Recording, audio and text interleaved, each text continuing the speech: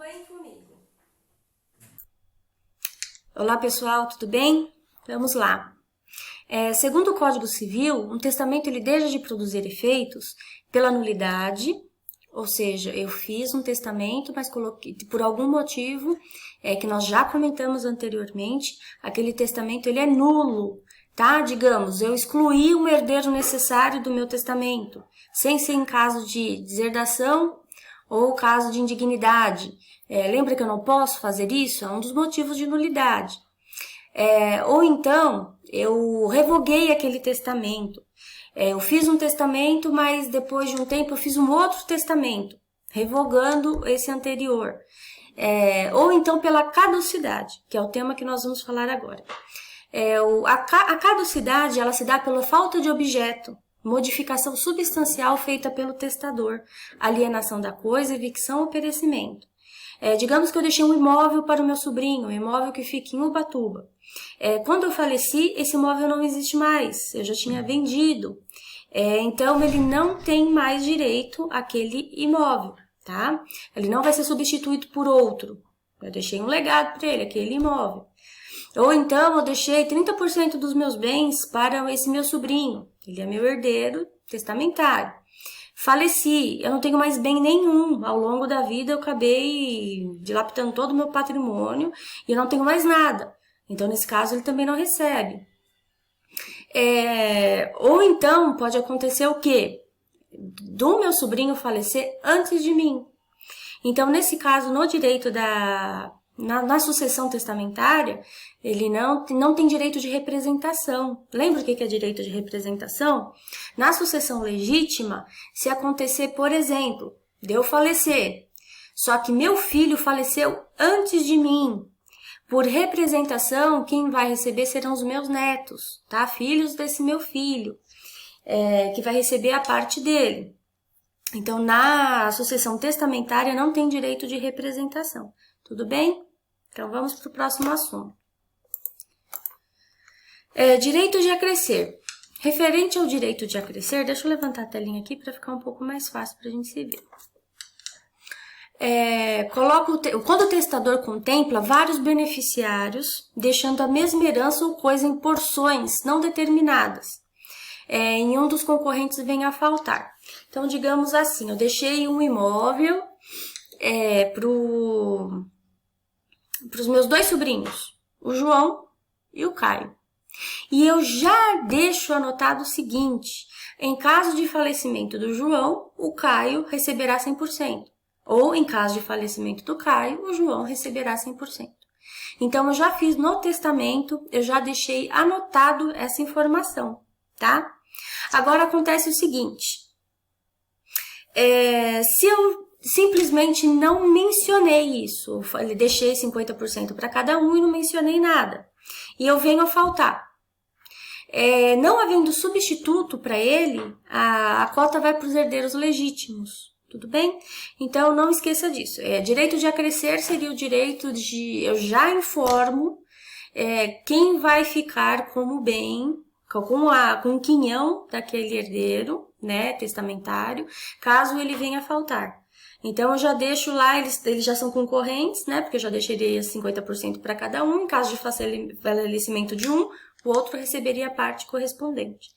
Mas se eu não disser nada, aquele valor vai voltar a fazer parte da herança legítima. Tudo bem? Vamos para o próximo assunto. Substituição. Vamos descer aqui.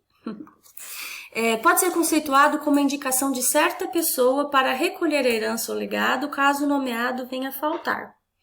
É bem semelhante do anterior, só que não confunda. No anterior, que eu tinha comentado para vocês o direito de acrescer, eles eram concorrentes do mesmo patrimônio, tá? Então, lembra que eu falei que eu deixei 50% do mesmo imóvel para um e para outro, tá? Em caso de falecimento de um, eu já deixei avisado, ó. No caso de falecimento de Caio, o João vai receber. Em caso de falecimento do João, quem vai receber vai ser o Caio, tá? Eu já deixei fixado.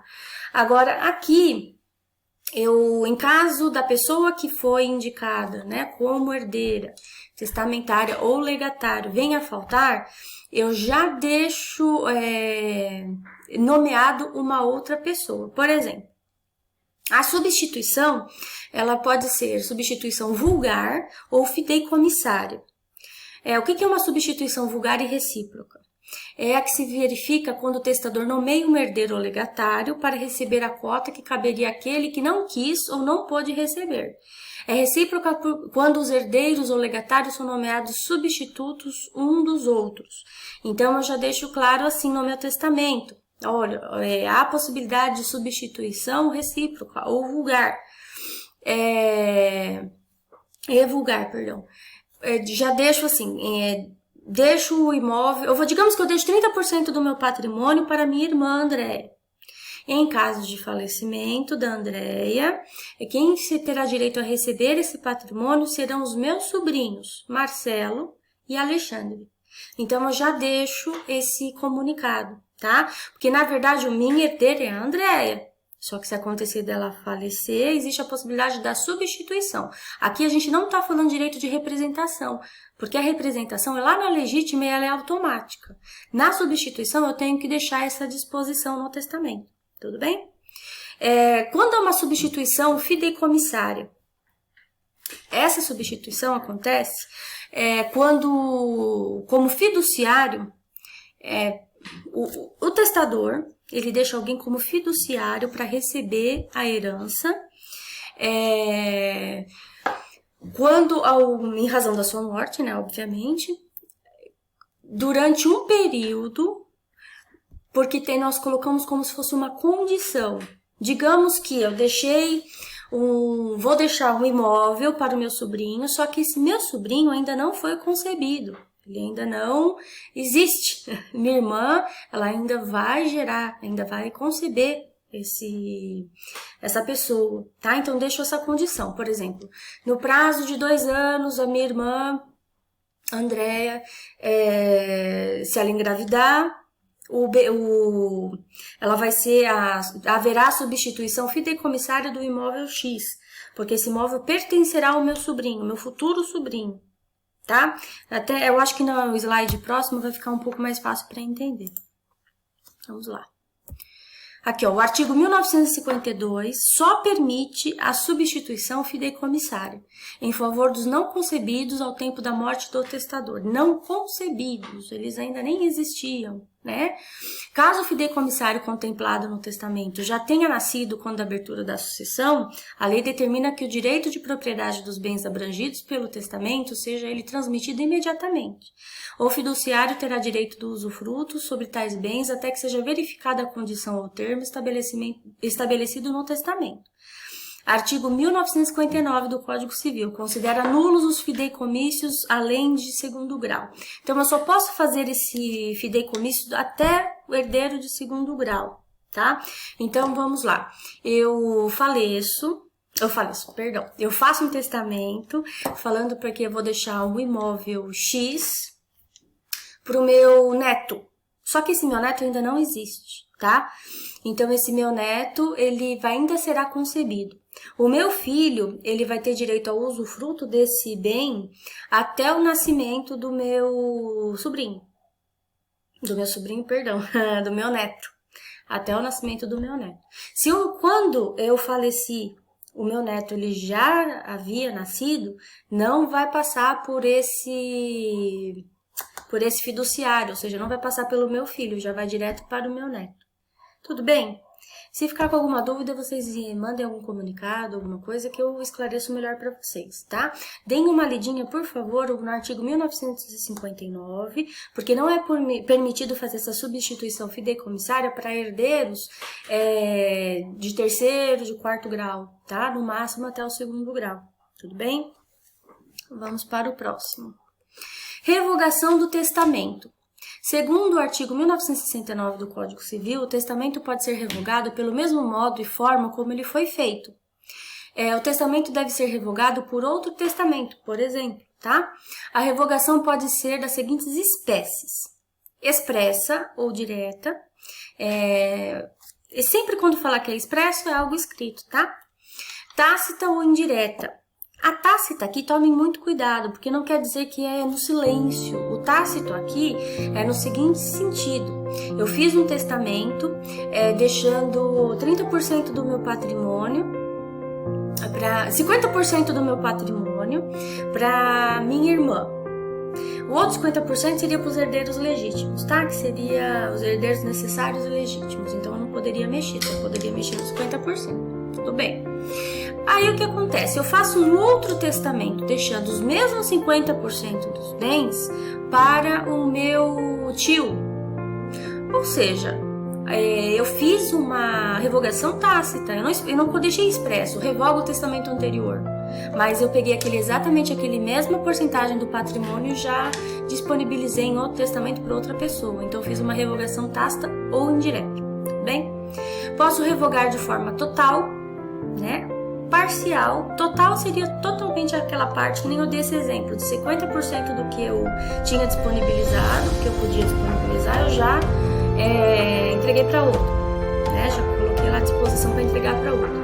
A parcial seria se eu tivesse feito tivesse feito um novo testamento, colocando 25%.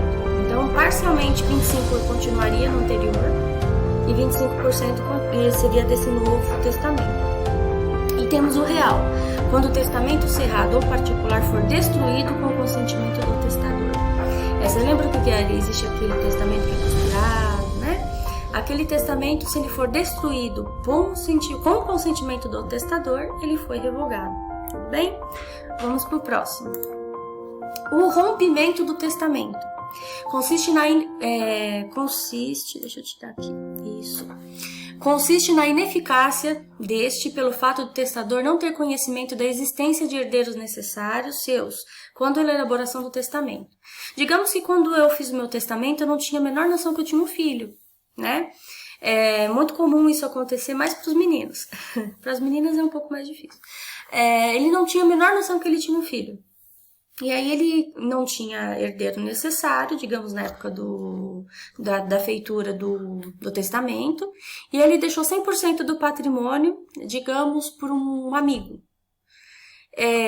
O artigo 1973 do Código Civil, ele dispõe o seguinte: sobrevindo descendente suscetível ao testador que não tinha o conhecimento quando testou, rompe-se o testamento em todas as suas disposições, se esse descendente sobreviver ao testador.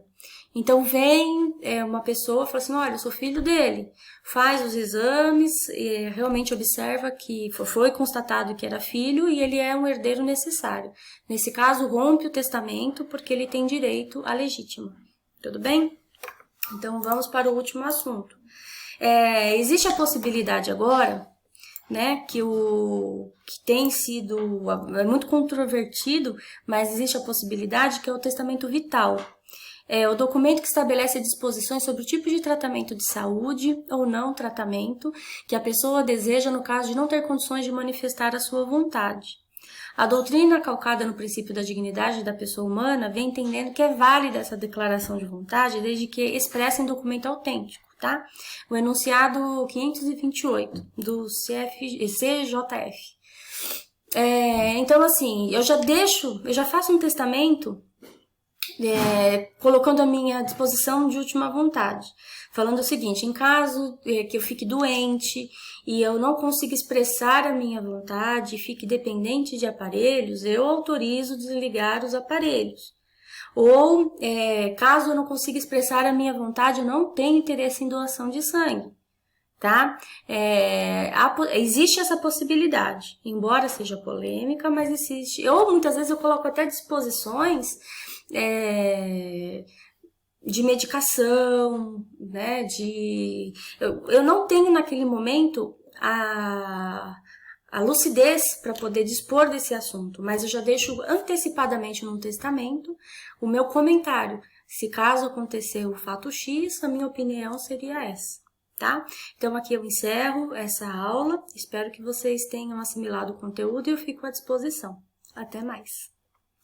Pessoal, agradeço por ter acompanhado até aqui. O assunto que nós tínhamos até a N1 terminou por hoje. A partir da próxima semana eu começarei os novos vídeos e enviarei a nova apostila referente aos assuntos para N2. Espero em breve poder ter contato com vocês de novo, pessoal. E bons estudos e contem comigo. Até mais. Tchau, tchau.